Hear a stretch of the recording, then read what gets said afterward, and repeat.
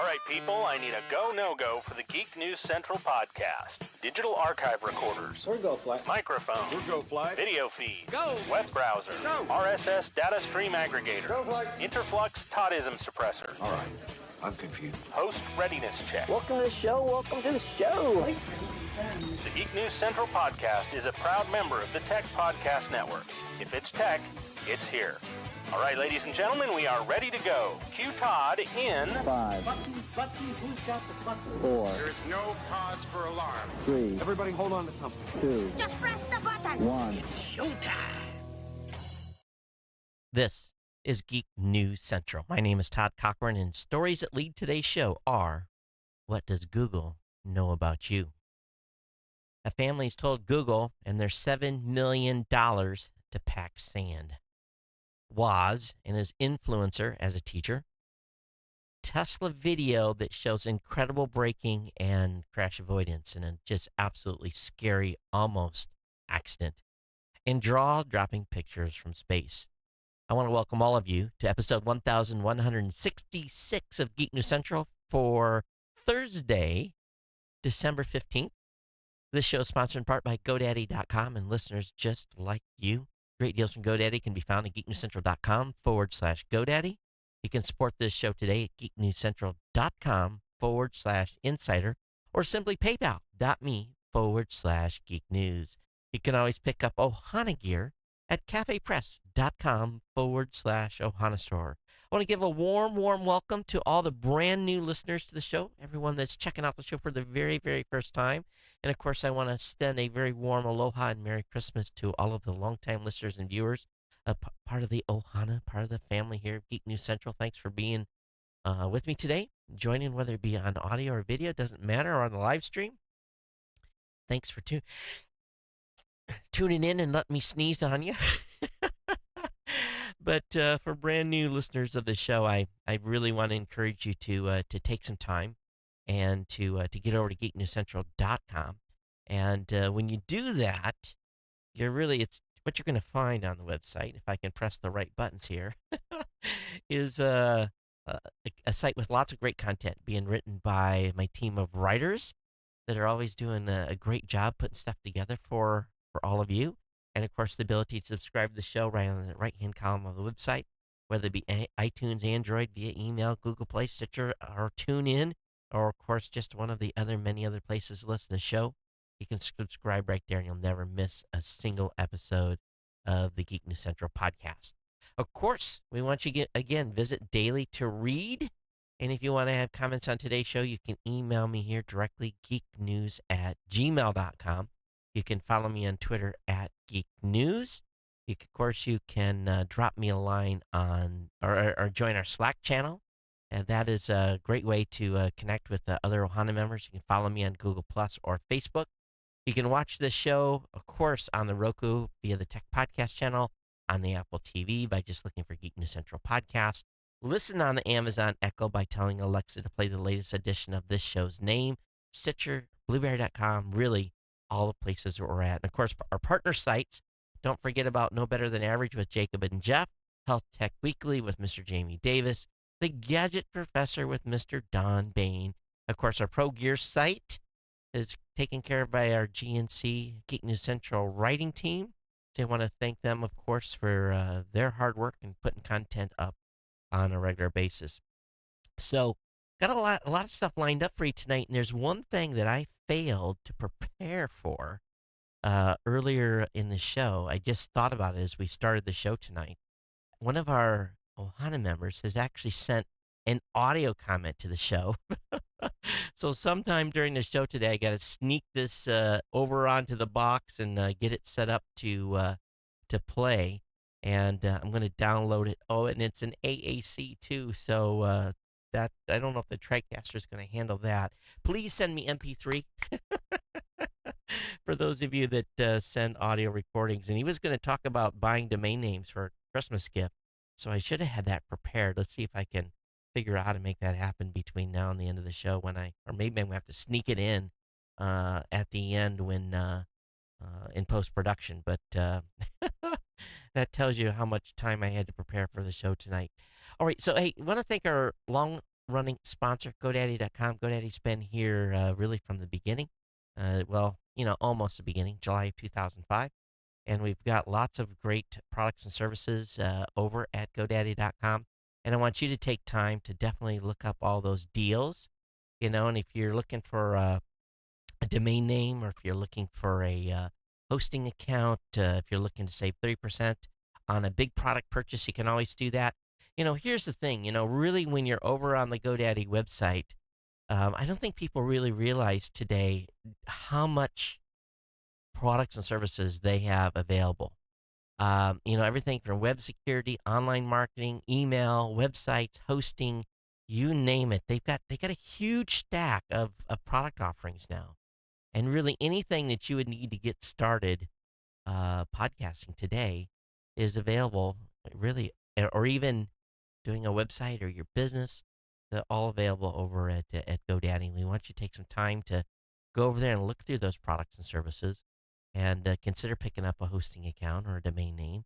And really those 99cent.coms, for no one that's taken advantage of it, it is an absolutely a great deal. But really the place to start is at geeknewscentral.com/GoDaddy. You get over there, and all those coupon codes, savings codes are there.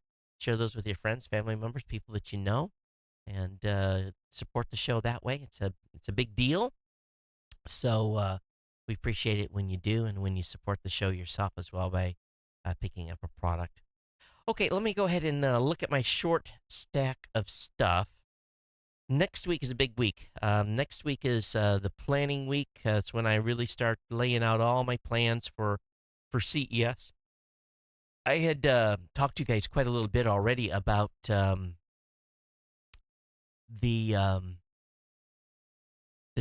change this year of how I'm going to be doing the show, and I've been largely up to this point ignoring emails from PR people, unless they're PR people that I have worked with a lot in the past that have taken care of me and given us good access post show.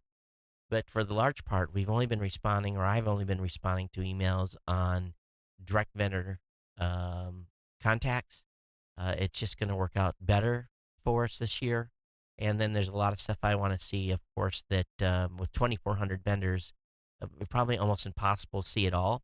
There is some reports, and based on hotels selling out, and this hasn't happened in a long time, it's going to be the biggest crowd ever, they're saying. The last year was 130,000 people. So in the show this year is a weird date. It's Thursday, Friday, Saturday, Sunday. So actually, not having the live booth this year, we're kind of screwing ourselves a little bit, because Saturday and Sunday, most folks would watch on the weekends where they couldn't watch at work during the day, but going to have lots of great content. But we're really, I'm 2 weeks away from getting on an airplane to head for Vegas. Obviously, the show doesn't start, until January. Let me look at the date here. It's actually January 5th. Press stuff starts on the 3rd. Then most of the press stuff happens on the 4th in the evening. Then really the show starts on January 5th, Thursday, January 5th. So lots to do to get ready. Not as much pressure as previous years. I can already tell my stress level is already like way down, because I haven't had to, have 20 boxes in the garage, staging them, getting ready to ship, worrying about security, all this stuff that we've had to worry about in the past, because it's not going to be that way. We've been assigned our broadcast working room. So we've got basically a room to stage gear out of and recharge batteries and sit down and take 15 minutes and take a break and maybe grab some lunch. So it's, I'm really pleased, and maybe even get some content out. So that's that's exciting too, because in years past we've been really tried to be able to put any content out. And I can't promise that a lot of content's going to come out, but we're going to be doing a lot of Facebook stuff. So you're going to want to watch Facebook, and I'm probably going to irritate people if I put it all up on the personal profile page. So it's going to be real important for all of you to make sure that you follow the Geek News Central page on Facebook, because that's probably where I'm going to dump most of the live stuff. I know it's not going to get as much traction that if I start dumping 10, 20, 30 videos into my personal Facebook stream, I don't know how people are going to react. So, and again, I don't know if it's going to be that many a day. It might be 4 or 5. I don't know. We're just going to have to play it by ear. So definitely, I'll have the link up today in the show notes on how to get to the Geek News Central Facebook page, so that you make sure that you've liked over there and that you're following. Also, I really want to say, I know we had a couple of people, and actually I had 2 or 3 emails that came in for people that said, "Hey, are you still looking for someone to go to the show?" But my goal was to try to find someone relatively close. Number one, it keeps my airline costs down. Number two, was looking for someone that was relatively younger, and not and just for the reason why this is strenuous, and we're humping gear, and I'm gonna be humping gear, and the cameraman's gonna be humping gear. So and we're going 8, 9, 10 hours a day. It's work. It really, really is. But longtime Ohana member Sam Garcia emailed me, and he said, "Hey Todd, my son's knows your camera well. He's been working doing media.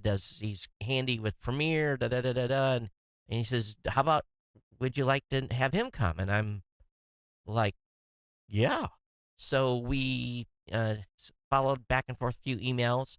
So I'm happy to say that Isaiah Garcia is going to be joining me at CES. Sam was even thinking about coming out, but he can't. His normal vacation time is a little bit different than the show. So Isaiah's coming. We got him hooked up with a hotel room. Boy, the hotel. I should have booked 2 rooms early in the year because I paid a little bit of a premium on the room. But I'm happy to have Isaiah there with me, and he's going to get a great experience. I'm looking forward to working with him, and so it'll be just him and I that are going to be hammering this thing, for really the 4.5 days. So going to try to have a meeting with him this weekend to talk about what's going on. But anyway, that's kind of the skinny here on what's happening with getting ready for CES. But next week I hit it hard. Now I want to share with you guys something before I share it with the general public. Over the past 6 months, I've had no less than 3 offers for the podcast awards. And all 3 of the offers were decent. I mean, they were relatively decent. Some were structured over multiple years from a payback standpoint, and a whole bunch of 9 yards. But and the more I got to thinking about the podcast awards and everything that I put into it, and the time, and understanding what happened this past year, which really, I mean, man, oh man, I was really smitten for a couple of months on what to do. And so I've made a decision. As crazy as it sounds, I'm going to hold on to it. And some of you are just slapping your foreheads right now. I know you are. You're like, no, you're screaming, no, why are you doing that? But we raised money. We raised about $3,500 in a go. It wasn't really a GoFundMe. It was basically, and we've got that cash. And I feel obligated to rebuild the site, and it's going to be completely restructured. I've already made a decision on how it's going to be completely restructured. It's going to be huge. Well, a couple of pieces are going to be the same, but a whole bunch of other stuff is going to be a lot different. And I think we can get the majority of the build done the way I want to run the new awards, with the money that we raise, deliver it back to the community, run it the first year. I'm going to need some help from some podcasters and from listeners, but it's not going to be the volume.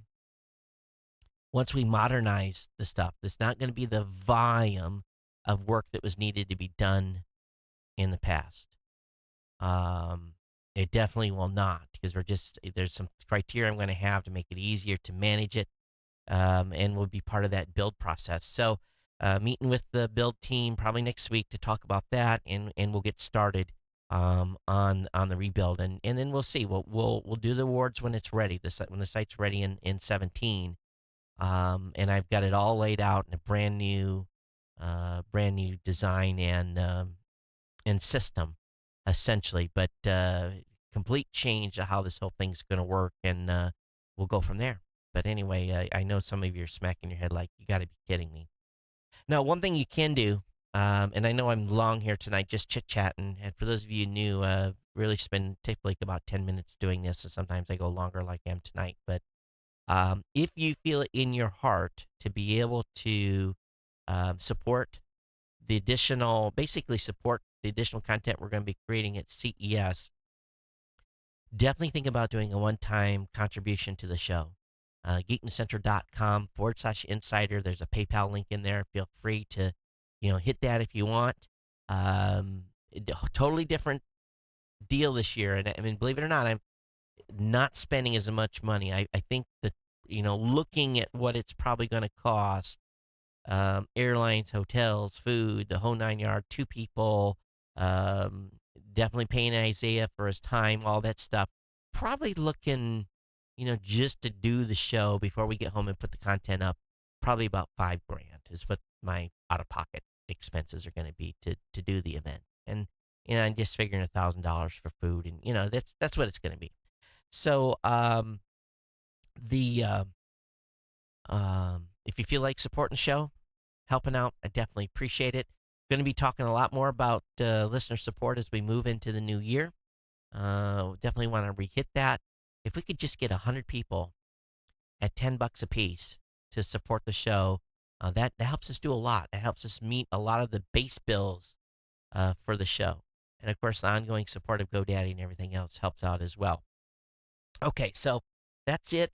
One thing I will throw in there as a curveball, I told you guys my wife is now working for Hawaiian Airlines, and meaning that because I'm her husband, I get to fly free, well, on standby, and that has its own challenges.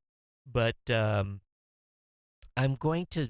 My son is getting off school midweek, and him and I are going to look at some opportunities. We're going to see if there's something available. And it may not mean a long trip. Maybe it means a big island trip or something. So him and I are going to do a little adventure. She has to work, so she can't go with us. But we're gonna do something. And there's actually lots of open seats going to Korea. I was thinking about going to Phoenix, but the Phoenix schedule is kind of weird, and I wanted to go see Dawn before the show, but I don't know if that's going to be able to happen or not. So maybe we'll go over to Korea for a couple of days. If the seating availability stays where it's at, you never know. You can show up and and you can basically sit there and not get on the plane. You're flying, you're at the bottom of the list. There can't be any other passengers that are needing a seat. It's, there's lots of rules, and my wife's seniority is at the bottom. So if another Hawaiian Airlines employee comes in, it's, there's a whole criteria to it, and but we're going to consider maybe taking a hop and doing something. So if that happens, I'll let you know. But my plan is to do 2 shows next week, as scheduled. I think and if we do a Thursday, the Thursday show will be early on the 22nd, because we've got a party to go to if we don't go somewhere. But definitely no show. I don't think that there will be, and we'll see. We'll see if there'll be a show Monday the 26th. Maybe a short show on the 26th, because after the holiday weekend, not a lot's going to be going on. Definitely we'll have a show on the 29th. And then after the 29th, I'm going to be out in Vegas until the 10th of January. So that means just the content we'll be putting up. And I'll be having stuff on Geek News Central. We'll be doing some end of daily wrap-up shows there that'll actually be scheduled. So, we'll just keep you advised. Watch on Twitter, watch on Facebook, watch the social media, and we'll keep you up to speed. All right, that's it. Let's go ahead and get into the content. Sorry for talking so long here. And why is that icon so ungodly big? All right, let me move that. What do you think of the new spectacles? For those of you watching, I already asked that question. My wife talked to me tonight. She's like, I didn't say what you said I said about your glasses. I was like, no, you did. And my son confirmed it. But my wife does not like the new glasses at all. So that is life. Okay,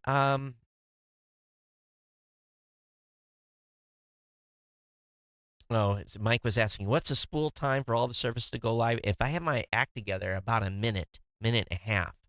Once I hit stream and the YouTube, I have to wait for YouTube to. Facebook is instantly. So basically, it's always YouTube I'm waiting to initialize. So anyway, that's what's going on. Hi, Rita. Hi, Mike. Steven. Everyone else. Jordan. Those of you that are on the live stream, welcome tonight. And if there's anybody on the YouTube side, hello as well. And I scroll the chat up here a little bit so I can see it if you ask questions. All right, so let me start off with the first topic tonight that was kind of in our lead in at the beginning of the show. And what do you guys think of that new little intro that I did? You like that little change? For those of you that are listening, you notice that there is no more intro audio. There's a little bit of a reason for that, and if you've been watching my Facebook and social sharing, you'll kind of understand why. It's my 2-minute timer. Okay, so 14 eyebrow-raising details that Google knows about each and every one of us. Number 1, a full history of your voice commands with any Google product, including actual audio recordings. Number 2, an objective breakdown of your real contacts and who are your most frequently contacted people, your best friends forever. They know who your friends or your business associates really are. Number 3, how much stuff Chrome has saved about you.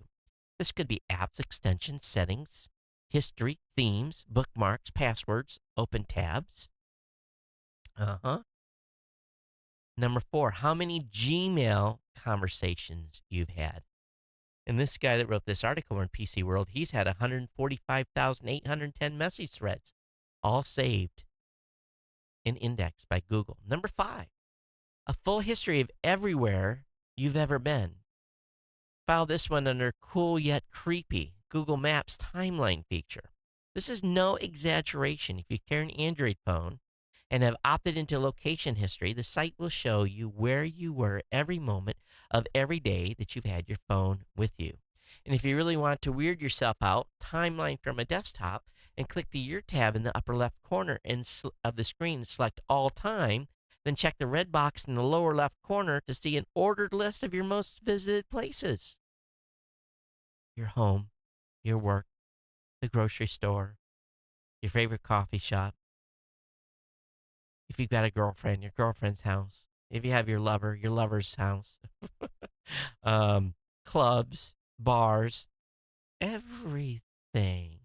Number 6, a full list of everything you've done from any Android phone. Yeah, that means launch Google, launch Chrome, launch a browser, launch Google+. All that stuff is in there. Getting scared yet? Number 7, a comprehensive collection of every site you visit in Chrome on any device. Yes, a comprehensive collection of every site you visit in Chrome on any device. Number 8, exactly how many Google searches you made this month. Number 9, a running count of how many Android devices you've had connected to your account over the years. Every year for CES, I get a burner phone. And basically, I use that for all CES calls. I give them that number. That's the number that the PR people, anyone that's making an appointment, because what I don't want 500 PR people having are contacting me on my primary cell phone number. Enough of them do as it is. But I know from the 90 days I keep that phone on post-show, I know every time it rings that it's someone calling about CES. And I do it every year. And basically, I have a new number. It cost me, I bought a $39 POS phone that basically is about as basic as you can get. So a running count of how many Android devices you've had. It asked me if I wanted to import, because I don't use an Android phone normally, right? It asked me if I wanted to import my settings from last year's phone when I loaded it up yesterday. Da, da, da. 10. A running count of how many Android apps you've ever installed. Number 11. Some stats on your invite accepting habits. So if you are a person that gets invited to a lot of stuff, it keeps track of that. And number 12. How many images you've stored with Google Photos. Number 13. A full list of your activity in the Google Play Store. Tells you everything that you visited. If you visited New York Times, visited Google, visited Ingress, visited the Pokemon, whatever you've done in the Google Play Store, it logs. And here's the even more crazy. How many YouTube videos you've watched this month? Now, are you weirded out yet? Those are 14 things that Google knows about you today. If you want to turn off specific types of data collection, delete existing info from your Google account history, the Google privacy site is the best place to start. There, Google provides detailed information about how each type of data is used, along with links to opt out of any specific areas. You can also visit Google's activity controls page for a simple single-page list of on-off toggles. I really recommend to everyone, you need to go look at this once a year. We're coming here to the end of the year. It's time to think about these types of things, of cleaning up. And you need to take some time and clean up browser histories, caches, passwords of sites you don't use anymore. You name it. Get rid of this stuff. Do a little house cleaning. Take an hour, do it.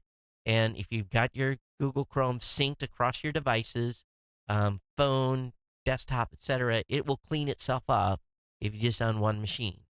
So, because it'll mirror out. So definitely check that out. But did you know those are 14 things they know about you right now? Now, Google also is trying to expand in Silicon Valley, and I just absolutely, when I saw this image, I initially thought it was a fake. I just didn't believe that this was the real deal. So for those of you that are listening, you got to go look at this register.co.uk picture. And I don't know if I can blow this up. Well, let me blow it up. I just double clicked on it. No, of course not. Let me see if I can just control plus. So that I just want to show you on those of you that are, let me flip this over. So what you've got is a construction area. And I looked at this, I said, this is just some fake picture, but it's not.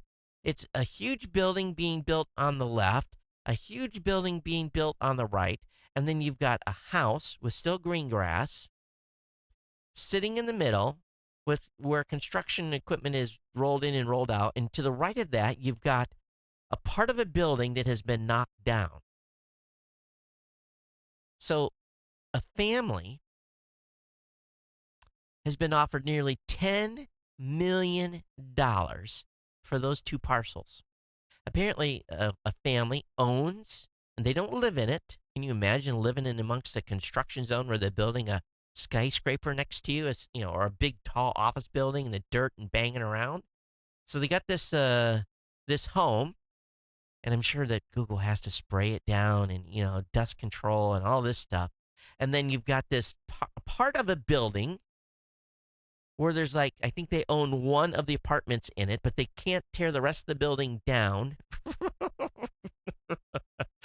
And they've been offered $7 million by Google. And this Martellini family is refusing to sell. He says, we don't need the money right now. It's not for sale. Leonard Martinellini, 49. They no longer live there, but they said they did as kids when their father bought the land back in 1940 when Silicon Valley was still farms and fields. They recall picking fruit and playing around on a tractor. So Google's bought everything around this. Everything. And this house sits there.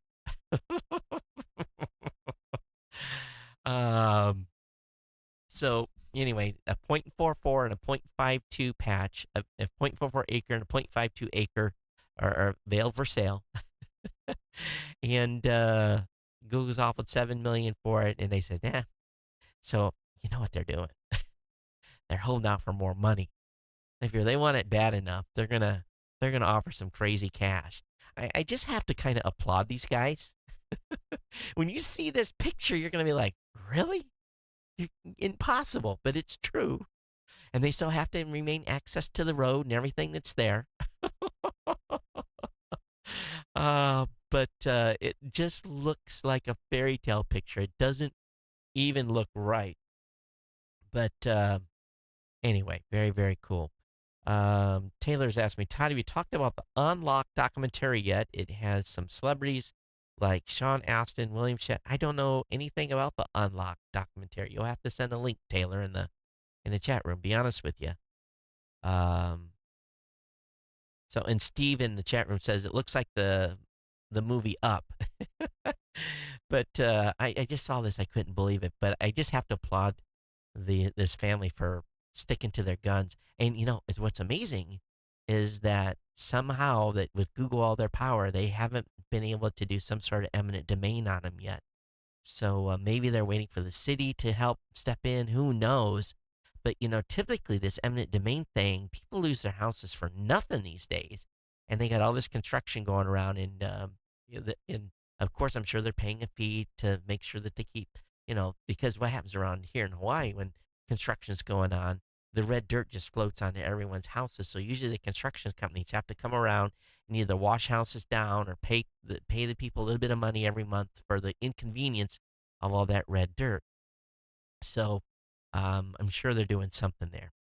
All right, so let's switch gears here. Let's talk about Steve Wozniak. You guys know that I was able to sit down with him in O'Hare here a few months ago, be able to spend about 30 minutes with him talking, and he had relayed to me that he had taken time and he had done some teaching. Now, I don't know if he's still doing teaching, but he had talked about it, and I don't think a lot of people knew about this. So I saw an article today that talks. Oh, come on!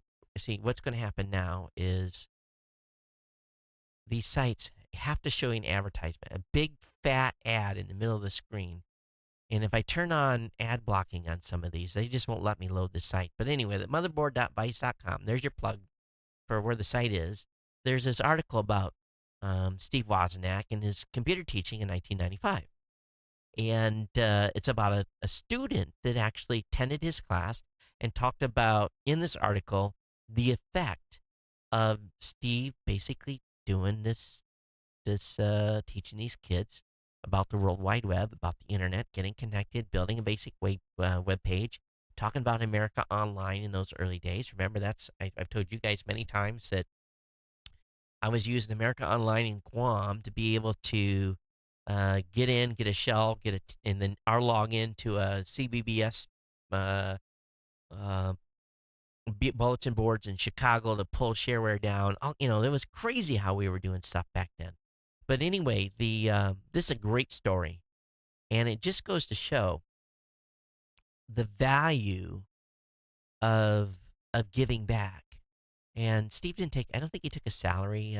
He got some grants. He brought in dial-up into the school, and brought in computers, had them donated. So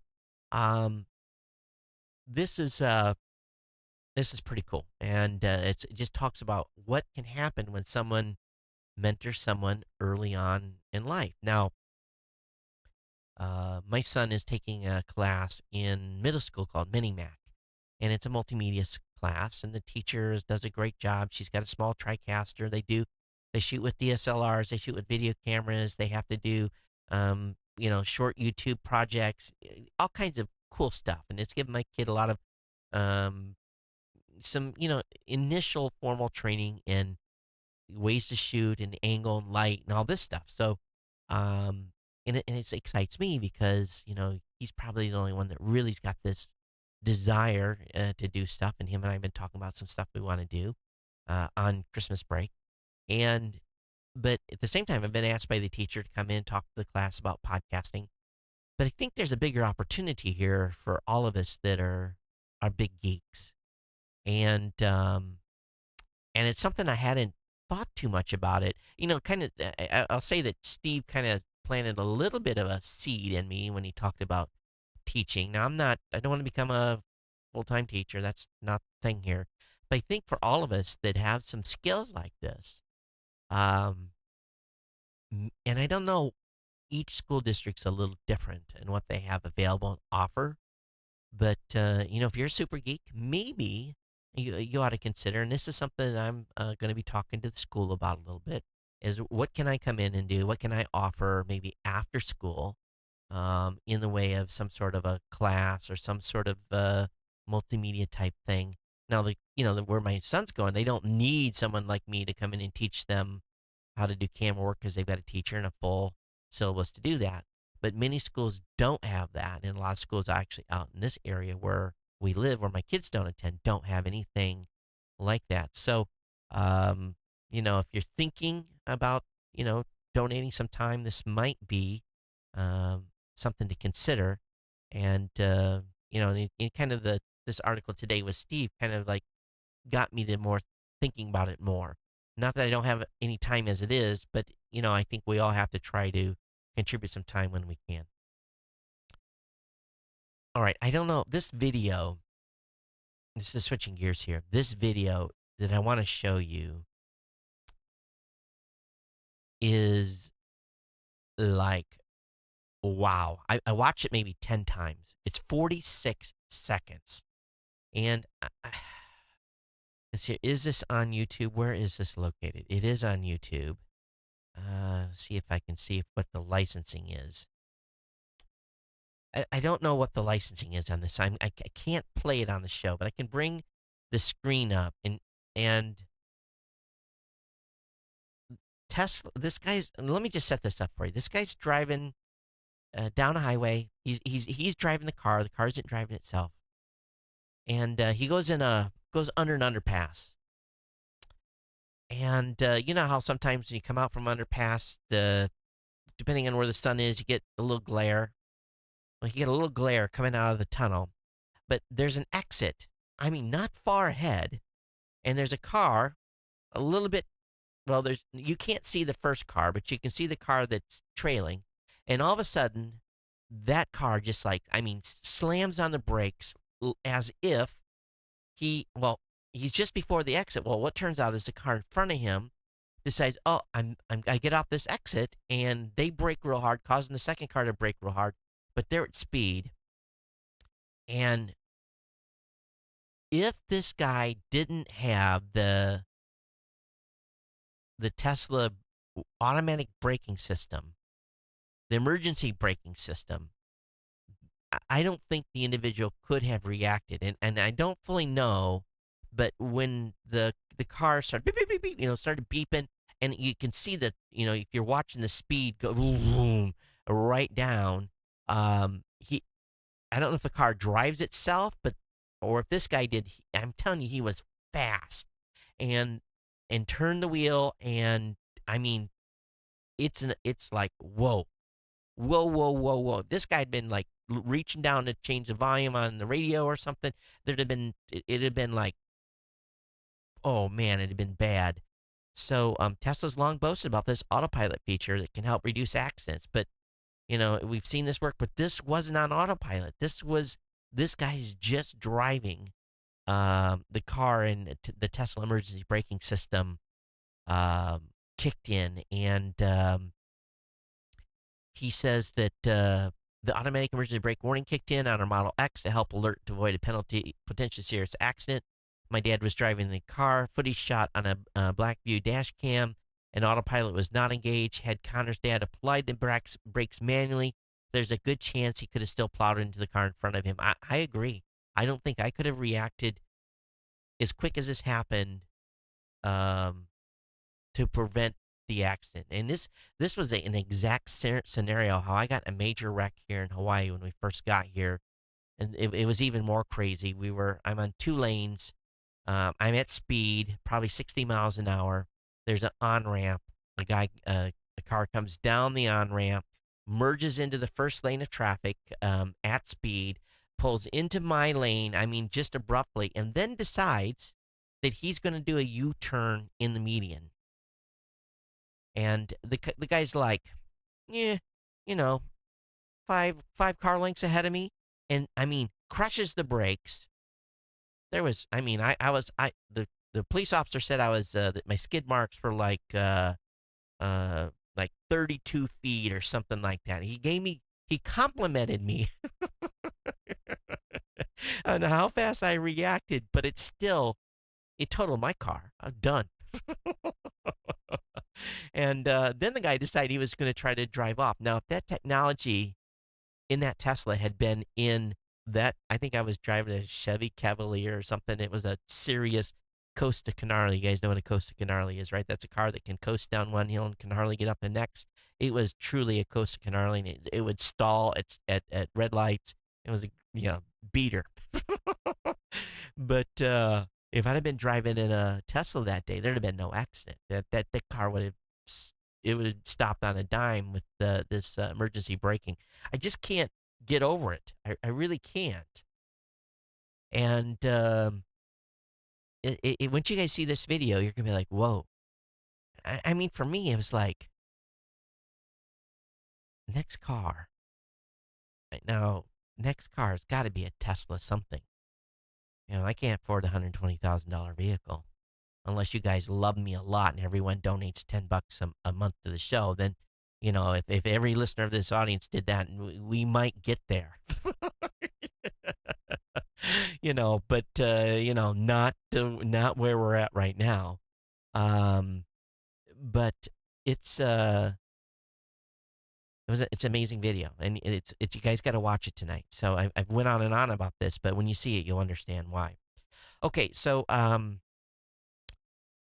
think that was my short stack of stuff. Oh no, there's a guy, astronaut Don Pettit. He's got a book out. This is the book. You got to buy this. This is the book to buy this year.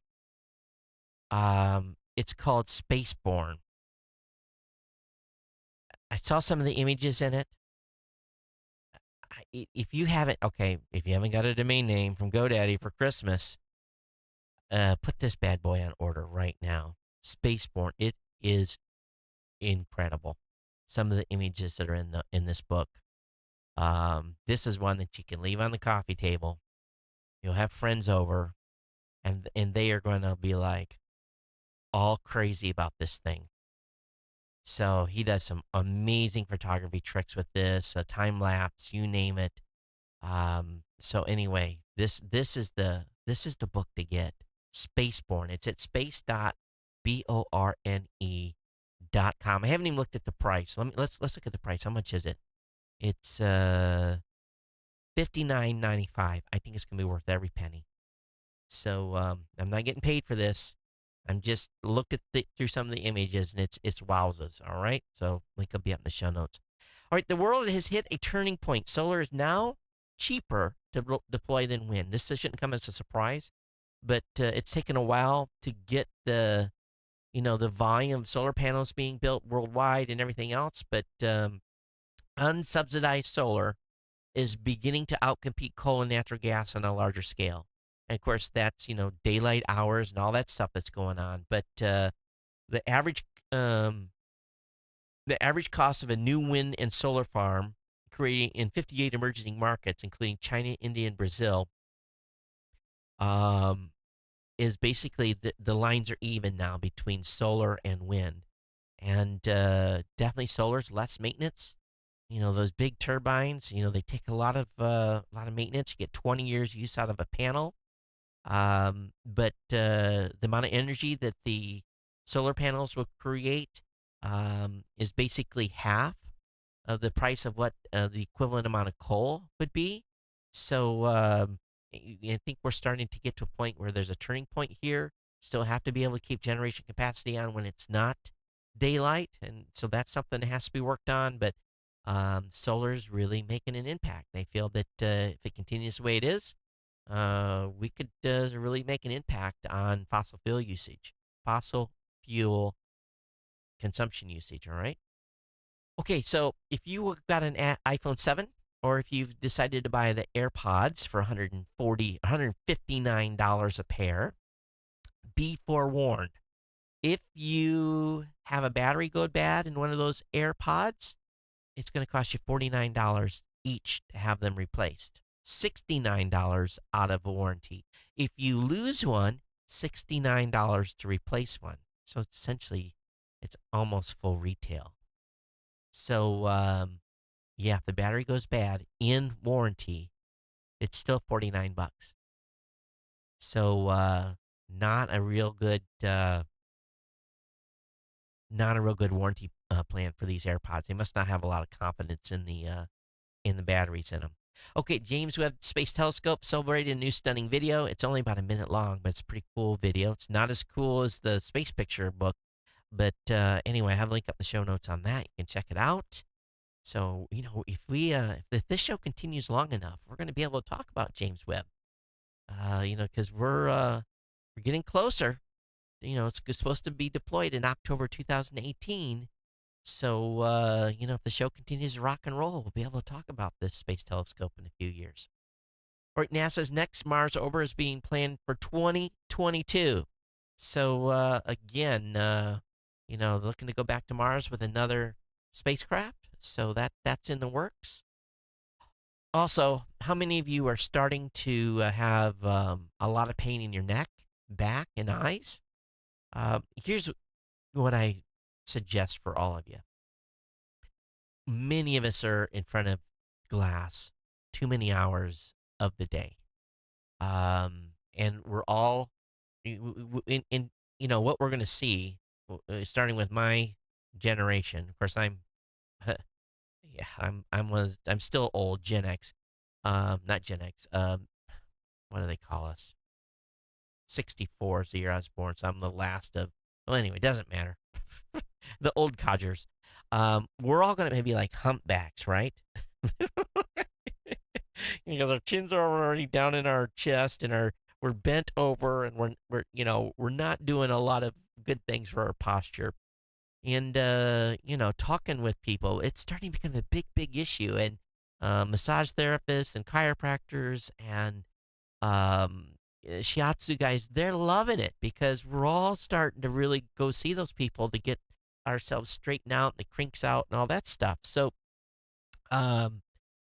the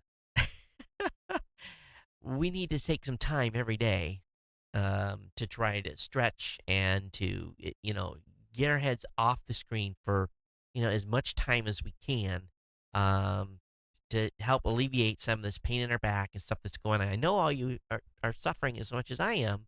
I sit in front of this stupid computer way too many hours. And for those of you that have those standing desks, good on you. That's a good investment. But talks about what some of the things people are doing today to try to, instead of spending 18 hours in front of the computer, at least have an hour or two where they get some exercise and all that stuff. So we're heading into the new year, so that's on my list too. And some more disgusting news: the MPAA has taken credit, bragging for the shutdown of Kick-Ass Torrent. Earlier this year, Kick-Ass Torrent was taken down following a criminal investigation of the site's alleged operators, while the U.S. Department of Justice handled the case. Based on an FBI investigation, they were not the only ones involved, according to comments made by MPAA boss Chris Dodd. He said, "We played a crucial role as well." So bragging and smiling and winking. So the MPA, they're still out there, folks. They're still going after people. My son is doing most of his live YouTube videos based upon gameplay with his PlayStation on YouTube. But Twitch, where most of those live gaming streams are, they're now starting a new channel or a new section. Twitch wants vloggers to leave YouTube and Facebook Live behind. The Amazon video streaming service is launching a new IRL section that will allow streamers to share their experience at events, on trips abroad, or even just document their day-to-day lives. Videos can either be live streamed or uploaded for on-demand viewing. So this is something that they're doing new at Twitch. And for early adopters over there, you may be able to get some traction. We've been talking a little bit on the show about this new car called Lucid. And the car hasn't had, up to this point, there hasn't been a lot of um, images or anything like that. But the press got invited to basically take a ride in Lucid in one of their prototypes. And some of the first beautiful pictures are coming out. Now, the interior of the car has wires and stuff because it's it's basically a test, it's a prototype vehicle. But I'm looking at this thing and I'm like, wow, the interior looks pretty good. Yeah, everything looks pretty slick. The driving console you know, takes off a design that I saw a Japanese manufacturer was potentially going to. It's this is a EV car, and 345 miles of range. Pretty impressive. Uh, you know, interior, everything. Everything in this vehicle is just smelling like money. So when I initially heard about Lucid, I really didn't know what the plan was for this vehicle and how much it would retail and so forth. Well, sadly, as beautiful as this vehicle is, Lucid is not going to be for folks like me. It's it's Tesla top end pricing, 100 grand plus, and but it's, oh my goodness, it's you can tell why. It's definitely, it smells like, and you just look at the seats and you're like, well, there's $5,000, and you look at the steering wheel and you're like, there's $3,000. So we'll see what this vehicle ends up retailing for, but I'm pretty impressed with the initial design from everything I'm seeing from this article. It was reported today that Twitter had developed its own messenger product, but apparently killed it. They spent a year on it, but decided to not proceed with it. Not a lot of details on why, but it was developed offshore, and they canned it. And they never put it, never put it on the market. Also, we talked about that Navy ship, the new Zumwalt class stealth destroyer that was had the shells, the self-guided shells that were $800,000 around. Well, good news, taxpayers. The long-range land attack projectile shells that Zumwalt's main guns were designed to use is a potential substitute from Raytheon. They only cost $200,000 a shot, and the LRLAP is said, according to Engadget, to be able to hit a moving target where the older, or the $800,000 version, could not. Yeah. Wow, still $200,000 a round. Think about that a minute. Okay, it's $1 million, I guess $1 million, million and a half to shoot a Tomahawk. All right, I think that's the publicized amount, $1 million, million and a half. And actually, the Navy doesn't have to pay for them until they shoot them. And during the Gulf War, I think they shot about 150. So $150 million. These things come out of ships. They hug the earth. They cruise for how many ever miles, a couple hundred miles, then go through the window of a building. That's what the Tomahawks do. This is $200,000 for something that shot out of a gun barrel. Wow.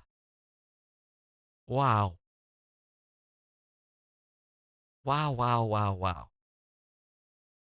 It just makes your head spin, doesn't it? But don't worry, they're going to do some cost savings. And how they can do cost savings, how the Navy can do that, is they have this new drone swarm boat. And basically, these are Navy boats that are unmanned, remote controlled.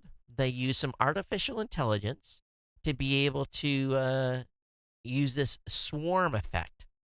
And there's a pretty cool video on it, and I'll have that up in the show notes. But this is how they're going to save money. It's going to be autonomous, and they won't need to they pay wages for anyone to be on driving this drone boat. So they can get rid of 3, 4, 5 sailors. They can at least shoot one missile or one shell out of the Zumwalt by getting rid of some sailors. By you don't have to be on this rib. This thing will drive itself. So, but they don't tell us how much the technology costs to actually drive it either, do they? All right, those of you that listen to this: New York, Houston, Austin, Dallas, and San Antonio. Amazon Prime now, members in 5 cities can buy NES Classic Edition and have it delivered within 2 hours. So Amazon confirmed through a tweet sent out from its official Twitter account that the NES Classic Edition can be purchased by Amazon Prime members today. It's probably already gone. But if you live in New York, Houston, Austin, Dallas, and San Antonio, for $69.95, you can get the NES Classic Edition with free 2-hour delivery.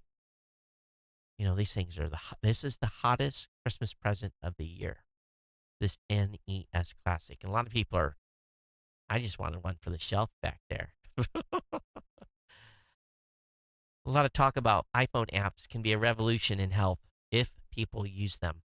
A lot of apps now that'll actually let you know if your heart's doing something funny. If you have something that's attached to your wrist, like an Apple Watch that's monitoring your heart rate, and you're using this app, it can detect when something is abnormal is happening and warn you. There's all kinds of new apps coming out that a lot of them are cardiology based. They're going to be, saving guys like me from, having a massive, well, it's not going to stop, but it may give us a 2-minute warning that you're about ready to go down and call 911. So this is a good talking point about what is possible with a lot of the technology coming that's going to be embedded in smartwatches and devices and monitors that we're going to be able to wear. All right. Okay. Apple's ordered to fling some spare change at a wireless patent troll. $7.3 million is specifically to a troll. And Core Wireless Licensing gets some money just because they went after Apple for some cash because they hold a patent that Nokia used to have. So that's been going through the court system for a while. So patent trolls are still alive and well. Also today, the president made ticket bots illegal nationwide. So if you're trying to go to a concert, you might actually have a chance to buy a ticket from Ticketmaster. You might actually be able to get in there and get one. I'm sure it's not going to slow the bots down at all over the next few years, but at least attorney generals in each state can go after these groups that suck up all these tickets. So the bots bill has been signed.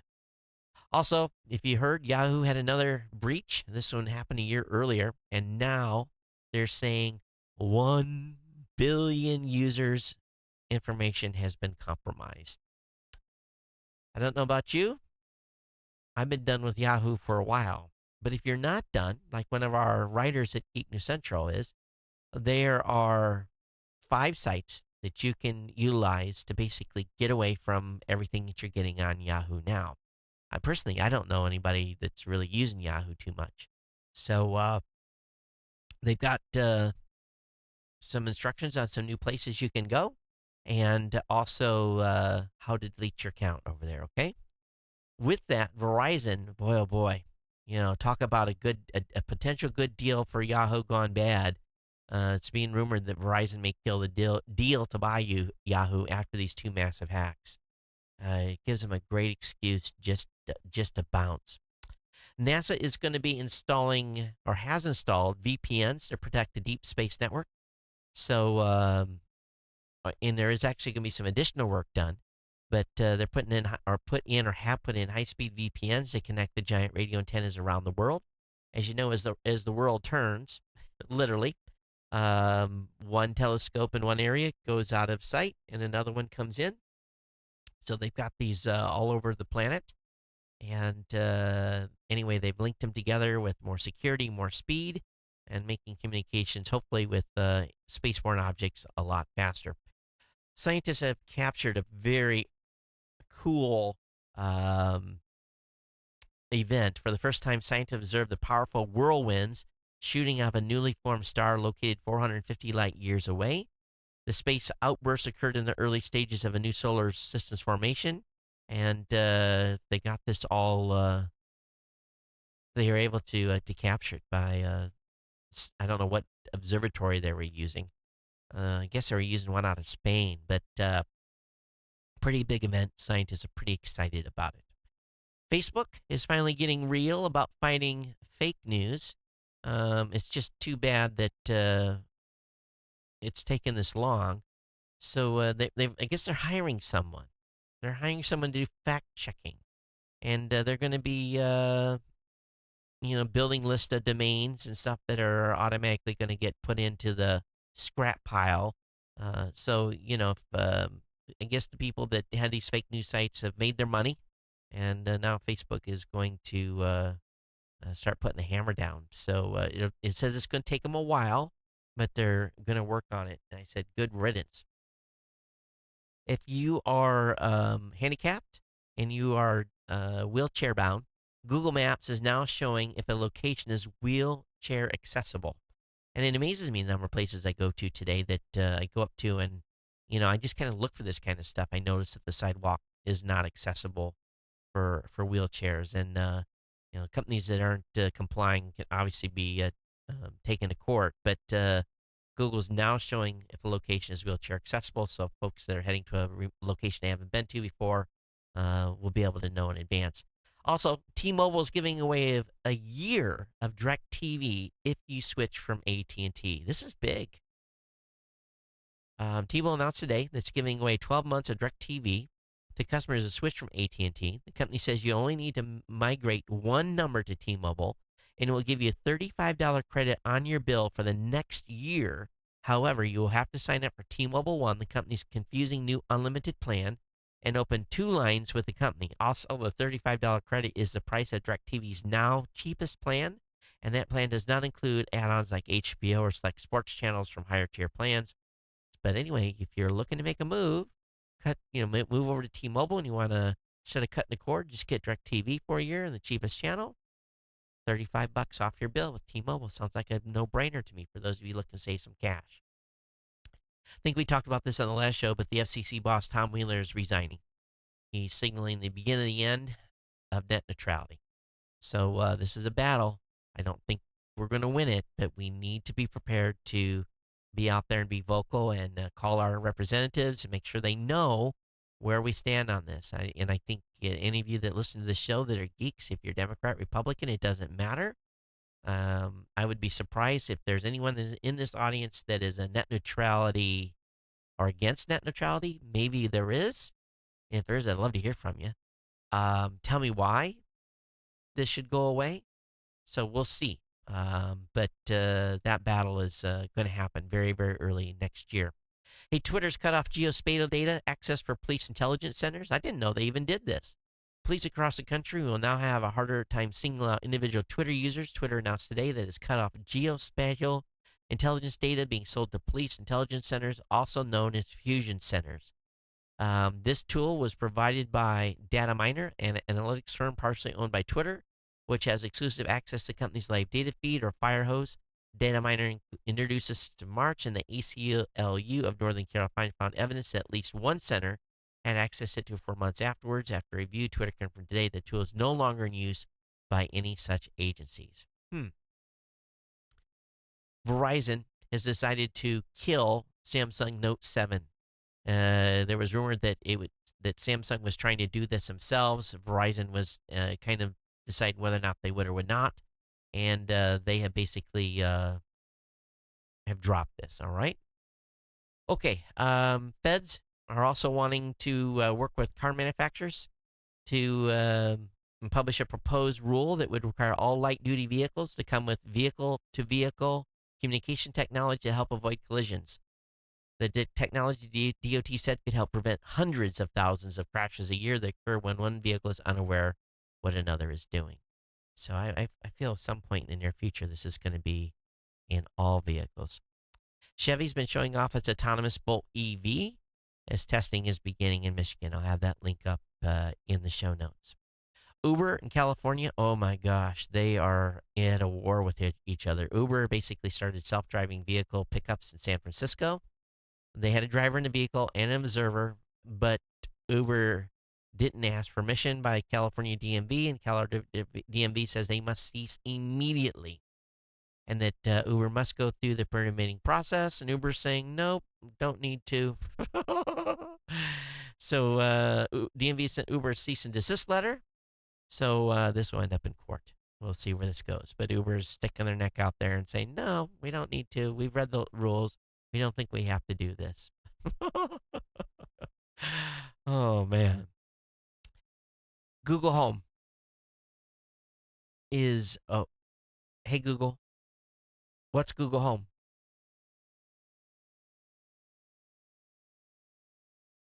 Oh, you probably can't hear that. It's giving me an advertisement now. But anyway, Google Home is going to help you misdiagnose yourself. There was an announcement made by Google that they've made some partnerships. They've partnered up with Domino's Pizza, Genius, WebMD. It's all going to be supported according to VentureBeat. So basically, you're going to be able to ask Google Home for diagnosis, and what I'm sure you're going to ask Google a question, and you're probably going to be given answers that maybe you don't want to hear. So if you're experiencing chest pain, just please dial 911. Don't ask Google. Also, there's a lot of contention out there that the new MacBook Pros have got battery issues. The contention grows so bad that they did an update to Google, and to the Macs, and they actually removed the time remaining amount on the battery bar. Naughty, naughty, naughty Apple. But they're having some challenges, and but anyway, that's a little bit of problem with the MacBook Pro. I don't have that issue. I'm using an MSI machine. I've been testing it. It is a monster. Does a great job. Okay. There's a cool video. I don't know if anybody know about the Angry Grandpa Show. It's a YouTube channel. Cool video about a grandpa getting a 55 Chevy. And I'll have that link up in the show notes for you guys to watch. And finally tonight, before we get out of here, have any of you been to Costco, and did you see those big bears they were selling? I think they were $100. Well, we had bought one for my daughter, and she loves big bears. And she had come home, and it was her birthday or something, and she loved it so much she took it with her to her small one-bedroom apartment, and it occupies a corner of their apartment. Much to the chagrin of her boyfriend. But anyway, TSA has confiscated a huge teddy bear because the people are trying to take the huge teddy bear on the airplane. Now, if you guys have seen this thing, these things are bigger than a human. I mean, they're massive. I don't know what the people were thinking, that they thought that this thing was going to be able to be stuffed into the overhead. It took up the whole backside of my car. So anyway, the TSA put together a little story. It said, a little sad story about this bear that was lost and abandoned by his family and stuff like that. But anyway, a bunch of killjoys over at the TSA. But the picture is kind of funny. They did position it right. And also, did you hear about the grandpa that the Santa Claus that supposedly had a boy die in his arm? Well, that appears to be fake news too. So suckered me in. I thought it was a tearjerker story, but apparently that was not what actually happened. All right, I must apologize on tonight's show in that I have failed in my podcast host duties to have the audio clip ready to do it live, but it's coming right now. Okay, so I left a hole for it. So, folks, that is going to wrap up the show for tonight. If you have comments on the podcast, you can send them to geeknews@gmail.com. Oh, no wonder I can't find the email. Or you can follow me on Twitter @geeknews. You can come on, of course, follow me on Facebook. Oh, emergency announcement. NORAD is announcing live television interviews from the Santa Operations Center on December 24th. So parents, the North American Aerospace Defense Command is ready to track Santa for the 61st year, and the media are invited to participate in a variety of ways, including conducting live interviews. And they're giving ways that we can participate, but there's ways that I'm going to provide for you to be able to tune into those events if you have young ones that want to know where Santa Claus is on his trip around the world on the 24th, on Christmas Eve night. So we'll have that details in the show notes for you to check out. I want to thank Dave for reaching out as a potential coming out to CES and helping. Thank you for volunteering as well.